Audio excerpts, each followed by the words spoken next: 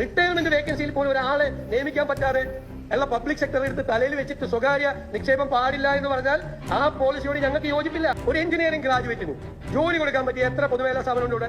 BTech പാസ്സായി വരുന്ന ഒരു കുട്ടിക്ക്, ഒരു മെക്കാനിക്കൽ എഞ്ചിനീയറിംഗ് പാസ്സായി വരുന്ന ഒരു കുട്ടിക്ക് ജോലി കൊടുക്കാൻ, ഇലക്ട്രിക്കൽ എഞ്ചിനീയറിംഗ് പാസ്സായി വരുന്ന ഒരു കുട്ടിക്ക് ജോലി കൊടുക്കാൻ ഏത് സ്ഥാപനമുണ്ട് ഇവിടെ?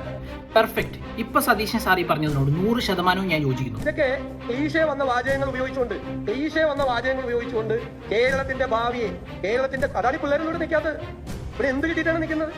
എന്ത് ജോലി കിട്ടിയിട്ടാണ് നിൽക്കുന്നത്? ബട്ട് അൺഫോർച്ചുനേറ്റ്ലി ഈ ഒരു ക്ലീഷേ ഡയലോഗ് കേരളത്തിലെ ഒട്ടുമിക്ക യുവാക്കളിലും ബൈ ഡിഫോൾട്ട് കുത്തിവെച്ച് കൊടുത്തതിൽ ആരുടെയൊക്കെ ഇൻവോൾവ്മെന്റ് ഉണ്ട്? ഈ കോർപ്പറേറ്റ്, സ്വകാര്യ കമ്പനി, ഇതൊക്കെ എന്തോ വലിയ പ്രശ്നം പിടിച്ച സാധനമാണ്. കോർപ്പറേറ്റുകളെ അടച്ചാക്ഷേപിച്ച് അവർക്കൊരു വില്ലൻ ഇമേജ് കൊടുക്കുന്നത്, ഇതൊക്കെ ആരുടെ സംഭാവനയാണ്? ഞങ്ങൾ സ്വകാര്യ നിക്ഷേപം കേരളത്തിൽ കൊണ്ടുവരും എന്നാണ് UDF ഗവൺമെന്റിന്റെ പോളിസി. അല്ലെങ്കിൽ കേരളം ഉണ്ടാവില്ല. ഇതാണ് യാഥാർത്ഥ്യം.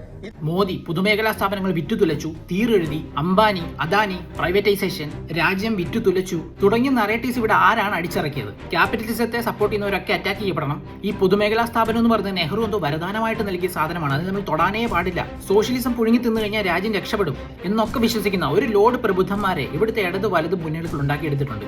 അതുകൊണ്ടൊക്കെ തന്നെ ഈ ഒരു ഒറ്റ സ്റ്റേറ്റ്മെന്റ് കൊണ്ട് ബഹുമാനപ്പെട്ട മുഖ്യമന്ത്രി ശ്രീ VD സതീശൻ സാറിനെ BJP RSS ഏജന്റ് വരെ ആക്കാനുള്ള ശ്രമം ഇവിടുത്തെ ലെഫ്റ്റ് ലോബികൾ തുടങ്ങിക്കഴിഞ്ഞു. KSRTC, Kerala water authority, KSEB, cashew development corporation, Kerala textile corporation തുടങ്ങി നഷ്ടം കൊണ്ട് അടച്ചുപൂട്ടാറായ പൊതുമേഖലാ സ്ഥാപനങ്ങളുടെ ലിസ്റ്റ് വളരെ വലുതാണ്. കോൺട്രാക്ട് ലേബറെ വെച്ചുകൊണ്ടാണ് കേരളത്തിലെ പബ്ലിക് സെക്ടർ നടന്നുകൊണ്ട് പോകുന്നത്. നിങ്ങളൊന്ന് അന്വേഷിക്കും. പബ്ലിക് സെക്ടർ നടത്തിക്കൊണ്ട് പോകുന്നത് പുതിയ അപ്പോയിന്റ്മെന്റ് നടത്തിയിട്ട് എത്ര നാളായി? ഈ ട്രാക്കോ കേബിൾ പൂട്ടിപ്പോയില്ലേ?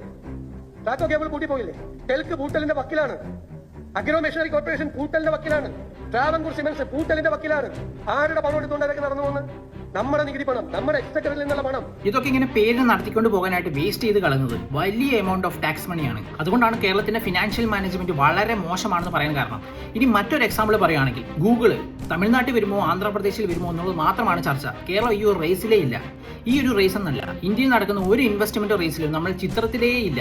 ഇങ്ങനെ ഒരു കൺസ്യൂമർ സ്റ്റേറ്റ് ആയിട്ട് മാത്രം നിലനിൽക്കുന്നത് വളരെ ഡേഞ്ചറാണ്. പിന്നെ ഓൾറെഡി അദാനി ഗ്രൂപ്പ് കേരളത്തിൽ വിഴിഞ്ഞം പോർട്ട്, ട്രിവാൻഡ്രം എയർപോർട്ട് എന്നിവ ഓപ്പറേറ്റ് ചെയ്യുന്നുണ്ട്. ഇത് രണ്ടും PPP, പബ്ലിക് പ്രൈവറ്റ് പാർട്ണർഷിപ്പ് ആണ്. അതായത് ഈ സ്ഥാപനങ്ങൾ ഓൺ ചെയ്യുന്നത് ഗവൺമെന്റും ഓപ്പറേറ്റ് ചെയ്യുന്നത് അദാനി ഗ്രൂപ്പും. അപ്പൊ ഈ ഒരു സാഹചര്യത്തിൽ കേരളത്തിൽ ഇരുന്നുകൊണ്ട് ഈ വിറ്റുതുലച്ചു, തീരെഴുതി കൊടുത്തു തുടങ്ങിയ നറേറ്റീവ്സ് സെൻട്രൽ ഗവൺമെന്റിനെതിരെ നടത്തുന്ന അല്ലെങ്കിൽ BJPക്കെതിരെ, മോദിക്കെതിരെ നടത്തുന്ന ഒരു പൊളിറ്റിക്കൽ ടൂള് മാത്രമാണ്.